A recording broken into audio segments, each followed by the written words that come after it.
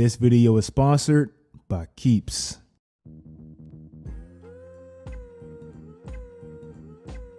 All right, man. As we all know, the playoffs, it's almost here.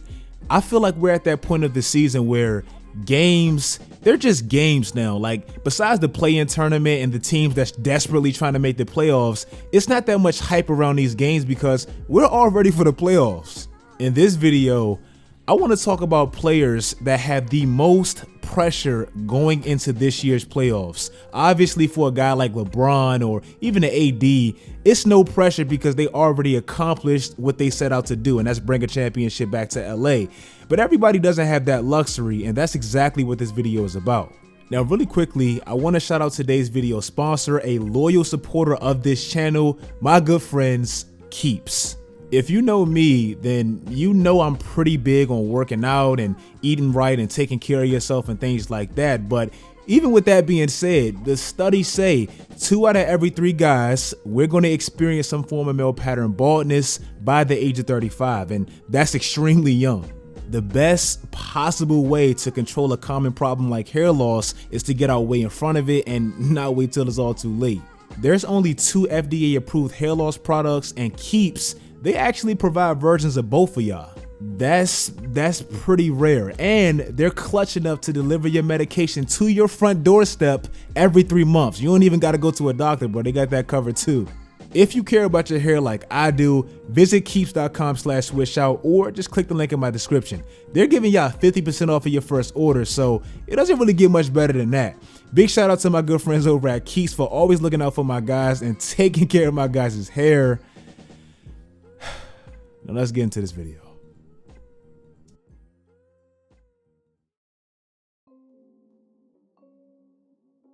Paul George, man. We have to talk about Paul George. Recently, dude has been balling, like playing completely out of his mind. But as we all know, none of it matters unless he does it in the playoffs, especially with his history. Paul George is easily, and I mean easily, the player with the most pressure going into this playoffs. And to be honest, I don't even think it's that close. He just signed a contract for over $200 million. Like, he just signed that contract. Kawhi Leonard is on the last year of his contract, so he can possibly leave. I don't think it's going to happen, but it could happen. And you just played terrible last playoff, so of course you got the most pressure. Last postseason, Paul George played in 13 playoff games. 13 playoff games, right? In 11 of those 13 playoff games, he shot under 50%. Now, I'm not tripping too much about that. I would like him to be a little bit more efficient, being a player of that caliber, but that's not too bad, but it does get worse. 6 of those games, he shot under 40%. That's damn near half the games, bro. Like, that's not good at all. 4 of those games, he shot under 30%, and 1 of them, he shot under 20%. Like, that's terrible for a player of Paul George's caliber. My problem with Paul George, it's no in between with him. Like, it's no consistency in the playoffs at times. He's either extremely hot or icy ass cold. In the 2 games he shot over 50%, the only 2 games he didn't just shoot over 50%, bro. He shot over 60%. This may be the only profession where you literally get a raise for playing terrible and playing below standards. This man just got $200 million for stinking it up. You have to be better. Like, you just have to. Before the season started, I had the Lakers and the Nets in the NBA Finals, with the Lakers winning in 6 games. But on January 13th, number 13 himself, he completely changed that for me. James Harden joining the Nets, plus how good they've looked even without Kevin Durant at times and Kyrie, plus the additions. I know they just lost LaMarcus Aldridge. Shout out to him for a crazy, great, consistent career. But all that mixed in one, that immediately makes this a championship or bust type of season.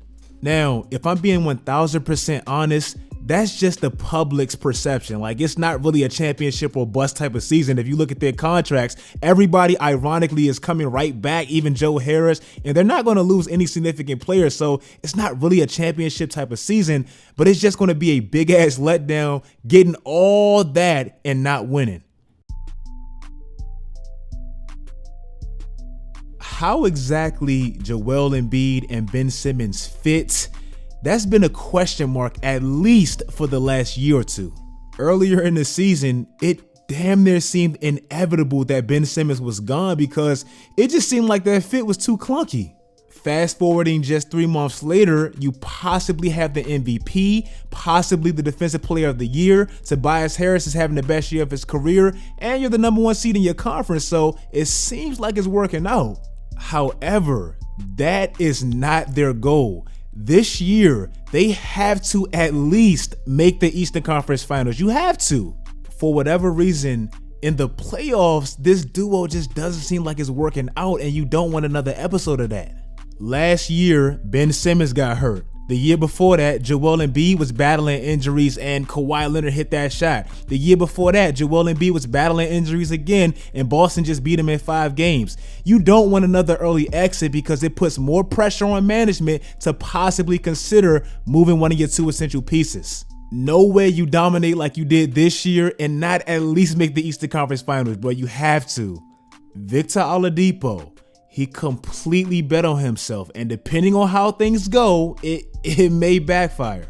Vic, he's fought hard, and I mean hard, trying to get back to that 2018 version of himself that actually took LeBron to 7 games in the first round. He's trying to get back to that, and in the process, he's turned down money, and I mean real money. Indiana, the place he went to college at, they reportedly offered him a contract and he turned it down. Houston, they traded for him, offered him a contract and he turned it down. Clearly, he had his head set on Miami, and ultimately he got there luckily, so he got to where he wanted to be, but they're still not obligated to send him and give him a massive contract if they don't feel like that's going to get them a championship. Already in the process of trying to get back to that old Vic right now, he got injured again, and God forbid, imagine if he underperformed or didn't fit well with the big 2, Bam and Jimmy, or got hurt again in the playoffs. They don't have to give him that contract. It's a business first. Will he ever see that money that he turned down? Maybe not. So like I said, he bet on himself and he has to play well to possibly get that contract that he's seeking.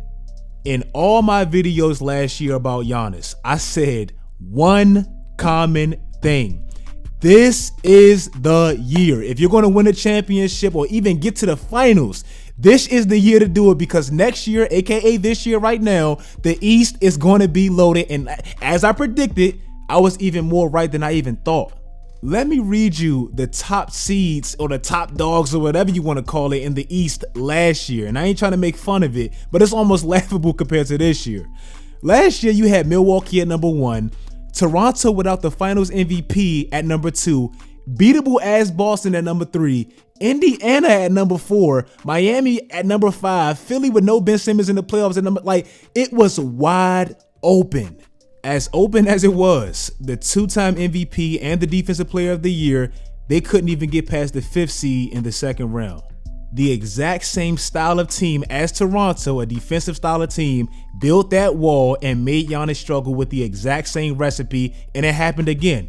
In the first 3 games in the playoffs against Miami, the first 3 games that Giannis actually finished, he shot 12 free throws a game. Now, just to put that into context, Luka Doncic led the playoffs last year with 10 free throws a game. He shot 12 in those 3 games. He shot 50% from the free throw line. Against Orlando in the first round, dude shot almost 40% from deep, so it seemed like he was shooting better in the bubble, just like everybody else. Against Miami, 2 for 13, so he just completely underperformed to his standards. Just like I said with James Harden, it's not really a championship or bust year because everybody's locked in under contract, even Drew Holiday, so they're good. But just for Giannis's legacy, you have to start winning, bro, because the conference is not getting no weaker and you're not getting no younger. Kemba Walker, barring them possibly winning a championship, which I just definitely can't see happening, he's probably for sure getting traded this offseason. Kemba Walker's not playing bad, don't get me wrong, bro, but it's like his contract taking up all that cap, valuable cap that could have been used to sprinkle all that money around and really fill big holes in that team. That's what's holding them back. Kemba, he's making the most on that team, and he's just not that type of player, bro. Like, he's just not.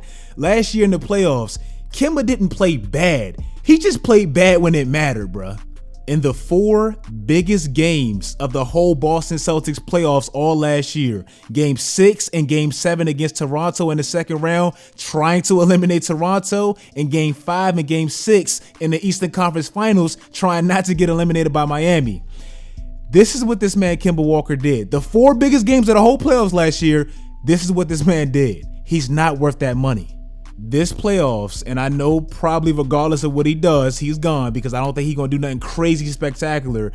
He just has to ball out. I'll just say that. And lastly, and this isn't a player, but this is a coach.